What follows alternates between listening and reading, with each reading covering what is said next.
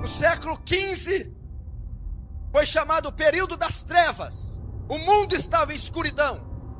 O mundo estava nas trevas, no misticismo, no paganismo. A Bíblia fora tirada, as Escrituras foram tiradas, o culto foi substituído. Foi o período mais escuro de todos os tempos. Agora eu quero dizer para você, hoje, nós estamos vivendo períodos tão escuros que fazem aquele período do século XV ser meio-dia. Eles estão desenterrando as indulgências, estão vendendo milagres, vendendo fé. A Bíblia foi substituída por distorções, substituída por heresias, blasfêmias em nome de Deus. Nós temos 50 milhões de evangélicos no Brasil, e o Brasil nunca foi tão corrupto, nunca bebeu tanta iniquidade como ele bebe.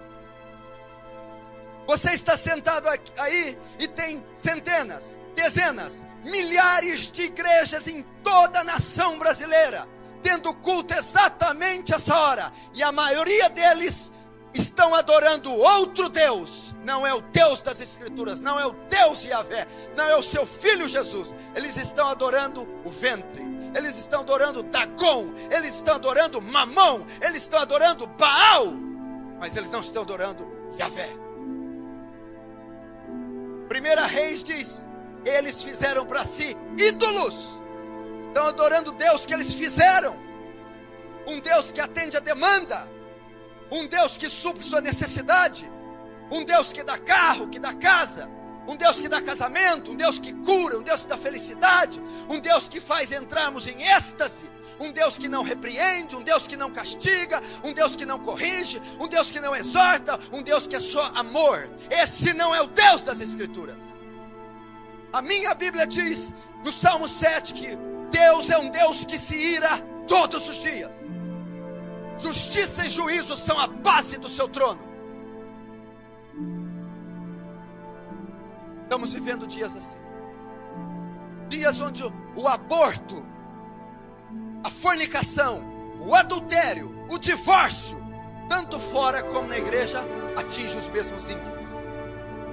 Ministros cristãos estão se divorciando, ministros cristãos estão casando pela segunda vez, a juventude solteira está fornicando, pecado, gravidez, escândalos. Se você olhar as páginas dos jornais, consultar os veículos de comunicação, as redes sociais, os maiores escândalos que houveram na nação brasileira envolveram evangélicos e pastores. Jesus disse: é mister que vem os escândalos, é necessário que eles venham, mas ai daqueles por quem vem os escândalos. Estamos vivendo um evangelho diluído, híbrido, sincrético, místico. Não é o evangelho da graça, não é o evangelho dos apóstolos, não era o evangelho de Lutero, não era o evangelho dos reformadores, não é o evangelho de Pedro. Agora, por que estamos vivendo isso? Escute e preste atenção. Jesus vaticinou isso, Jesus profetizou: olhai para a figueira quando seus ramos tornam tenros. Quando vede todas essas coisas, sabei que está próximo às portas. Isso são sinais do fim. Jesus está voltando. Nunca uma geração esteve tão próxima da vinda de Jesus como a nossa. Seguramente essa geração contemplará o maior evento da humanidade, a volta de Jesus nessa terra. Ele não deu data precisa, hora certa, mas ele disse que alguns sinais evidenciariam o seu retorno, para que a igreja não fosse pega de surpresa. Mas por incrível que pareça, ainda com todos os sinais evidentes, explícitos, temos alguns cristãos dormindo, pecando, andando em carnalidade, cegos para a condição do mundo. da igreja. Tivemos tantas evidências apocalípticas que você não tem ideia. Ele disse que haveria evidências na natureza. De 10 anos para cá, nunca houveram tantos terremotos, enchentes e furacões de tão grande escala como nos últimos 10 anos. Nos últimos 40 anos, nós tivemos mais terremotos do que em toda a história da humanidade. O tsunami varreu 300 mil pessoas. Terremoto enchente no Japão, no Chile, matando e devastando milhares e centenas de milhares. Sinais na economia. Você viu que os Estados Unidos da América mostrou a fragilidade naquela crise financeira da hipoteca, dos aluguéis. O mundo inteiro emperrou, sentiu o abalo de uma nação, mostrando a fragilidade financeira. Cumprimento profético que diz que na volta de Jesus haveria uma crise econômica mundial. Terceira evidência: a volta do Filho do Homem será semelhante aos dias de Ló. Onde Ló morava? Sodoma e Gomorra. O que predominava em Sodoma e Gomorra? A sodomia, o homossexualismo. Jesus disse que próximo da volta haveria uma explosão de homossexualismo.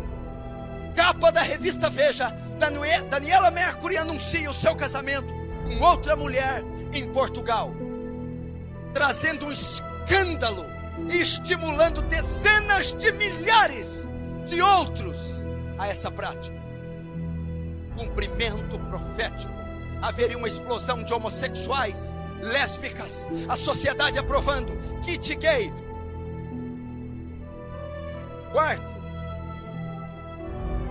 a volta do Filho do Homem será semelhante aos dias de Noé. Comiam e bebiam, compravam e vendiam, casavam-se e davam-se em casamento. O povo ia estar preocupado com os deleites, financiamento do carro, shopping, computador, o cabelo, a casa, a comida, o jantar, a família. Haveria uma indiferença entre o povo. E saber de Apocalipse, de Jesus, de Evangelho, de vida eterna. Haveria uma indiferença, uma frieza. Por se multiplicar a iniquidade, o amor de muitos se esfriaria. Uma inafetividade coletiva. O homem hoje é frio, o homem hoje é indiferente, o homem hoje é vaidoso, o homem hoje é avarento. Isso está dentro da igreja. Pessoas estão comendo e bebendo, comprando e vendendo. Estão frias. O pai não ama mais o filho. O filho não ama mais o pai. A mãe não se importa com a filha. A esposa não ama o marido. Pessoas frias convivendo dentro de um lar. Não há oração dominical. Não há oração nas refeições. Não há beijo. Não há abraço. Não há calor. Não há carinho. Lares divididos. Completamente frios. Marca do fim. Você já viu hoje quantas pessoas se divorciam, casam pela segunda vez? Se explodiu no mundo. Agora o curioso é que está acontecendo dentro da igreja, onde Jesus repudia o divórcio. Malaquias capítulo 2, eu, Senhor, repudio o divórcio. Jesus, citando Gênesis, diz: o que uniu Deus, o homem não separa. Pelos ministros, pastores, líderes, estão se divorciando, na maior cara de pau, e se casando de novo, como se isso fosse normal. Marca do fim. Quer ver outra? Não será assim a volta de Jesus. Paulo em Tessalonicenses: não será assim antes que venha a apostasia e se manifeste o homem do pecado. Essas duas coisas são as principais para Jesus voltar. Uma das grandes marcas que Jesus está voltando é a ascensão de um governo único, mundial, de uma moeda única e de um governante único, o anticristo. Satanás vai levantar um governo poderoso, vai vai promover uma moeda única, o 666.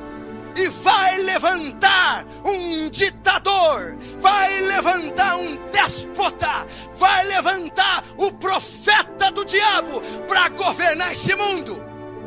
2013, Roma, Vaticano, um dos cardeais de Ratzinger, Turkson, ele diz: só há um jeito de resolver a crise mundial. Vocês precisam criar um sistema monetário único, precisam criar um governo mundial, e precisa ter uma personalidade para governar o mundo: o anticristo. Eu não estou dizendo de Bíblia, profecia, visão que o irmão teve, notícia que saiu de Roma. Estão preparando o caminho. Seguramente esse homem pode já estar vivo, pode ter seus 40 anos. Jesus está voltando. Acorda, igreja. Estão aí as profecias evidenciando. Olha a natureza, olha a economia, olha as famílias.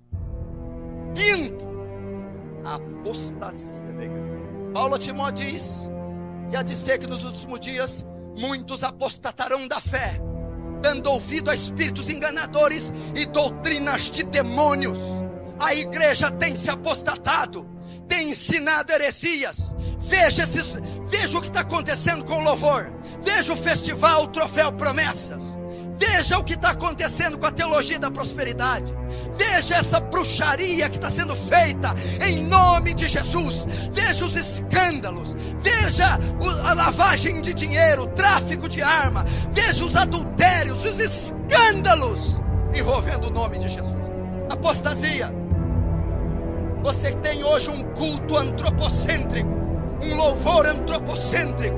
O homem é o centro, ao invés de ser teocêntrico, cristocêntrico. Veja as melodias, as letras dessas músicas de hoje. Para mim, em mim, meu, para mim. Louvor consiste em dizer quem Deus é e o que Deus faz. O louvor de hoje, ele atinge o ego do homem. Culto antropocêntrico, campanha para satisfazer a vontade do homem. Eles não perguntam mais o que é certo, perguntam: dá certo? Cultos, campanhas da casa, do carro, do marido, da cura, das 7 semanas, da corrente, dos 7 jejuns, para desamarrar, desatar, prosperar, abrir portas. Ao invés de ser um culto em louvor e adoração a Deus, vamos jejuar para a glória de Deus, vamos entrar em vigília para as almas serem salvas, vamos nos ajuntar para oferecer nossos corpos como sacrifício vivo, santo e agradável a Deus. O culto é em honra de Deus, o culto é para a glória de Deus, o louvor é para a glória de Deus. Mas elas estão se apostatando.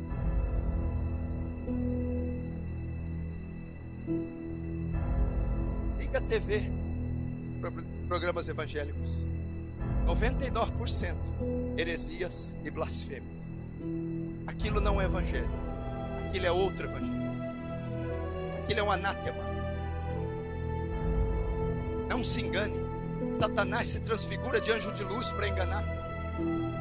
Não sejais como meninos inconstantes, levados ao redor de vento de doutrina.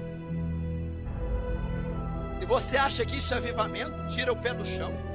Se você acha que Thales Roberto é avivamento, se você acha que aquilo tem qualquer fragmento de Deus, você está completamente equivocado. Se você se converteu de 20 anos para cá, de 20 anos, se você nasceu ou se converteu de 20 anos para cá, tem uma grande probabilidade de você não conhecer absolutamente nada do Evangelho.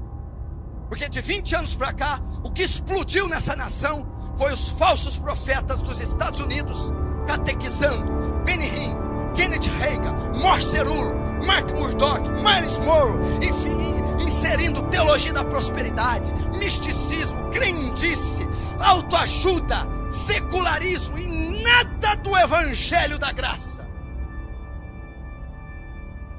Uma doutrina que não enfatiza pecado. A obra mais importante do Espírito não é mencionada nesses ministérios.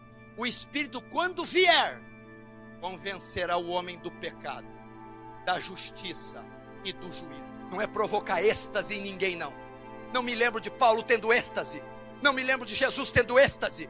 Não me lembro da igreja neotestamentária tendo essas manifestações bizarras. Se o ministério diz ser cheio do Espírito Santo, mas não prega contra o pecado, ele não tem nada do Espírito Santo. Eu lembro de Paulo sendo apedrejado, Paulo passando fome, Paulo passando naufrágio e pregando o evangelho em toda a Ásia Menor, fundando 7 igrejas com seu sangue. Apostasia. Não se engane. Jesus está às portas. Jesus está voltando. Se você tivesse uma noçãozinha o quão próximo Ele está, você mudaria radicalmente a sua vida a partir de hoje. Se você tivesse ideia o quão próximo está a segunda vinda de Jesus, você mudaria. Se você então percebeu agora por esses dados que a volta de Jesus está próxima, que os sinais são explícitos e evidentes, o que você tem feito com a sua vida? Louco! Amanhã pedirão a tua alma. O que tens preparado? Para quem será? Nós precisamos ser chamados para um choque de realidade. Vamos ficar até quando enganando a nós mesmos?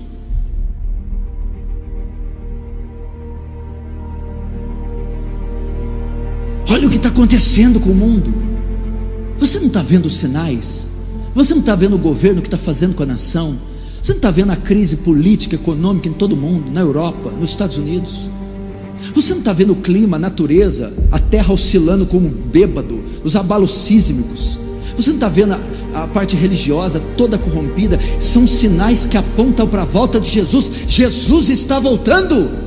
A Bíblia diz que a volta do Filho do Homem será semelhante aos dias de Noé. Comiam, bebiam, compravam e vendiam, casavam-se, davam-se casamento. Uma indiferença ia tomar o povo de Deus, e o povo de Deus não ia se aperceber da volta iminente de Cristo. Todos os sinais estão apontando para a volta. As pessoas estão aí.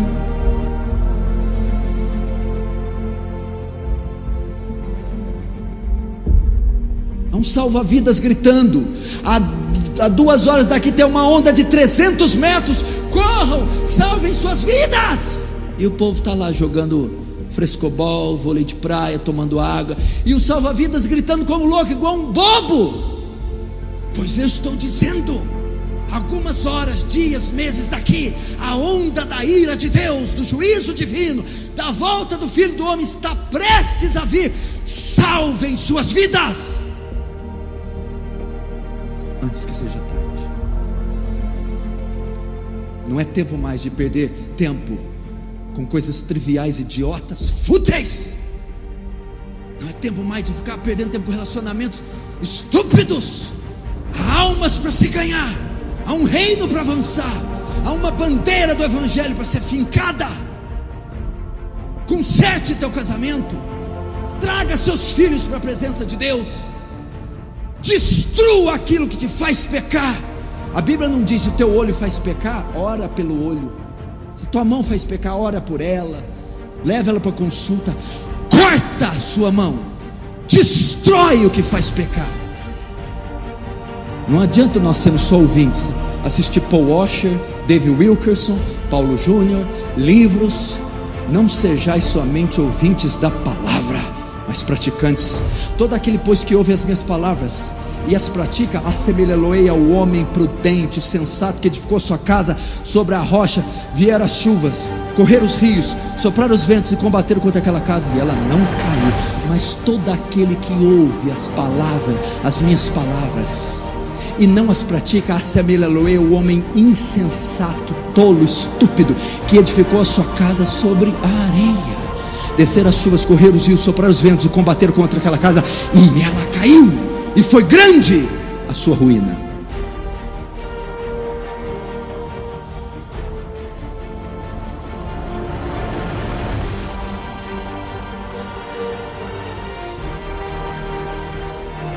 Não fica constrangido, não fica com raiva de mim, não. Eu não vim falar o que você quer ouvir, mas o que você precisa ouvir. Deus exorta aquele que Ele ama e corrige aquele que tem por filho. Quando ouvirdes a voz do Senhor, não endureçais o vosso coração.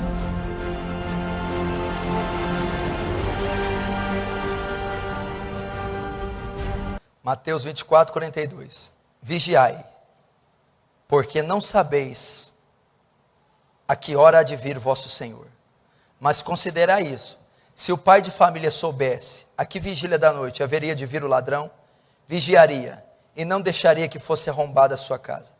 Por isso estáis vós apercebidos também, porque o Filho do Homem há de vir a hora em que não penseis. Queridos, Jesus está voltando. Eu estou falando sério. Você está vendo as evidências. E Jesus mesmo disse: vigiai, estai em alerta, para vocês não serem pegos desprevenidos. Meu irmão, isso marcará a nossa geração. Quanta gente já pregou sobre isso? Quantos cultos você já ouviu sobre isso? Quanto você já leu, meu irmão? Mas finalmente está chegando o dia. Finalmente chegou. Quantos anos ouvindo desde criança? Quantos filmes você assistiu? Quantas coisas. Nós estamos sentados aqui, tem milhões se drogando, milhões em motéis, milhões matando, milhões nem preocupados acendendo seus charutos, fechando fechando os negócios com malas cheias de dinheiro, estuprando, matando, se deleitando, ou outras igrejas cantarolando, vivendo paz, prosperidade, e nem imaginam o que está por vir. Nem imaginam, meu irmão. A Bíblia diz que Ele virá a hora que não estivermos esperando. A Bíblia dirá, quando Ele diz, quando disserem paz, paz, virá repentina destruição. Quando ficar tudo harmônico e todo mundo pensa só em dinheiro, carro, casamento, mulher, sexo, poder, esse mundo será acometido pela volta repentina de Cristo. Ele está dizendo: vigiai, acordai, muda a sua vida, se entrega a Jesus, você pode ficar. Meu irmão, é o maior acontecimento já registrado, a segunda volta. Meu irmão, o céu vai abrir do ocidente ao oriente, os anjos tocarão a trombeta e Jesus virá em glória. A Bíblia diz que o céu perderá o seu firmamento, as estrelas cairão, o sol perderá a sua luz, haverá trovões, chuva de meteoros, haverão terremotos jamais vistos. Essa terra vai confrontar a volta de Jesus. Eu não estou dizendo mais de profecias, visões, eu não estou dizendo de fatos reais. Você é a geração que vai contemplar isso. O relógio, a largada foi dada, não pode parar mais. Você acha que isso não mexeu comigo desde que eu fiquei sabendo? Você acha que não mexeu comigo? Vê se tem cabimento. Não se sabe quanto tempo isso vai levar. Isso está apenas como Jesus, princípio das dores, as primeiras contrações. Você não sabe ainda o que essa terra vai contemplar. Você não sabe, você já está começando a ver os nuances na TV, essa homofobia, você está vendo essas loucuras, essas leis, você está vendo essa descaracterização do homem, o homem está se tornando um monstro, a igreja está parecendo mais um picadeiro. E nós estamos fazendo o quê? A volta do Filho do Homem será semelhante aos dias de Ló. O que marcou a época de Ló? Sodoma e Gomorra, sodomia, o aumento desenfreado do homossexualismo. É o que estamos vendo. Então a volta de Jesus, o que marcaria? Homossexualismo evidente. Segundo, como nos dias de Noé, casavam-se, davam-se em casamento, comiam e bebiam. O povo está folgando, o povo quer prazer, o povo quer grife, o povo quer viagem, o povo quer casar, o povo quer romance, o povo quer dinheiro, fortuna. Estão esquecendo de Cristo, estão esquecendo do Evangelho. Meu irmão, nós não conseguimos orar 1 hora por dia, ler a Escritura, não conseguimos ajudar um pobre, não temos tempo de tão egoístas, egocêntricos que temos estado. Então como é que eu vou saber qual a hora certa? Eu não vou saber. Eu vou ter que ficar vigiando. Conserta a tua vida. Olha o relógio, isso aí é uma prova da misericórdia de Deus, dizendo: o tempo está contado, a contagem regressiva começou. Ai daqueles que ficarem. Eu vou te falar uma coisa, você não tem ideia o tanto de pessoas que vão ficar, o tanto de pessoas que estão mentindo, roubando, fornicando, prostituindo, enganando, que não leem a Bíblia, que não oram, que não fazem o bem, que não perdoam, que não amam a Deus, que não amam o próximo. Como é que esse tipo de gente vai subir, meu irmão? Como é que esse tipo de gente que vê a necessidade além endurece o coração? Gente que não tem tempo para perdoar, visitar, fazer, não pode subir. Infelizmente, meu irmão, você não tem ideia o quão judiados serão os que ficarem. Pastor, como eu fico livre de tudo isso? Você deve confessar o seu pecado, você deve se arrepender, você deve nascer de novo, você deve buscar o Espírito Santo, você deve iniciar uma vida de leitura da palavra, uma vida de oração, você deve ser santo, mudar suas vestimentas, seu linguajar, o lugar que você frequenta, mudar sua mente, a parar de assistir coisas pecaminosas na TV, perdoar os seus ofensores, amar quem não é digno do seu amor. Você tem que mudar antes que seja tarde. Isso vai nos pegar. Por que eu sou enfático? Por que eu meti esse vídeo ali? Por que eu pus aquele pano branco? Por que eu estou suando aqui igual um doido? Porque eu estou falando da sua eternidade. Ela está muito perto. Não fica mais com coisinha, não faz bico para mim, meu irmão. Não interessa se você vai conseguir realizar aquele sonhozinho. Meu irmão, eu estou dizendo da sua alma. Ela vai passar todo o século, dos séculos, dos séculos, ou no inferno ou no céu. Onde vai passar a sua alma? Você vai continuar recebendo esse dinheiro ilícito? Tudo bem, continue, vai lá. Você vai continuar se encontrando com essa mulher? Com esse homem? Você vai continuar fornicando? Você vai continuar recebendo dinheiro ilícito? Você vai continuar com esse coração fechado? Meu irmão, o que espera você é as 7 taças da ira, as 7 trombetas do Apocalipse. O que espera para você é a besta que sobe do mar, que tem 7 cabeças e 10 chifres. O que te espera? Pragas que, se eu lesse aqui, 1/3 das águas transformarão sangue. Abrirá o abismo perto do rio Eufrates, que está lá no Oriente Médio. Sairá uma nuvem de gafanhotos com cauda de escorpião e ferirá os homens. Estuda o que são os escorpiões.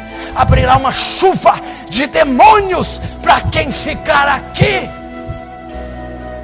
No mesmo rio Hidekel, Tigre, no Oriente Médio, tem 4 grandes príncipes, 4 demônios, só esperando esse dia para serem soltos e para matarem 1/3 dos homens que ficarem. Você quer isso?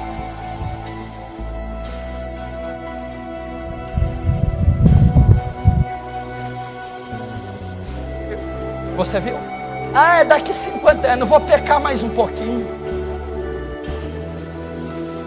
Eu avisei. Sua mãe avisou. Seu filho avisou. O Espírito Santo de Deus. Arrepende-se, converte-se. Porque se você fizer isso, tem graça para você, tem perdão para você, tem uma graça gloriosa para você. O que vem a mim, disse Jesus, de maneira eu não sou. Ainda que seus pecados sejam vermelhos como a escarlate, Jesus diz, eu os faço brancos como a neve. há tempo para você. Enquanto há vida, há esperança. Com o coração sincero, quebrantado, você diz: eu sou fraco, eu não aguento. Mas essa força que você precisa não vem de você. Não é o seu braço, não é o seu poder intelectual. É o Espírito Santo em você. É só disso que você necessita. O Espírito Santo. É Ele que me faz cumprir a Bíblia. É Ele que me ensina a orar. É Ele que me faz abandonar o pecado. É Ele que me dá amor para eu amar quem não merece. É Ele que me dá perdão para perdoar alguém que me agravou. É Ele. É Ele que, quando eu sou tão fraco, Ele me fortalece. É a força dele que você precisa. Se você quer essa força, feche os seus olhos, curva a sua cabeça.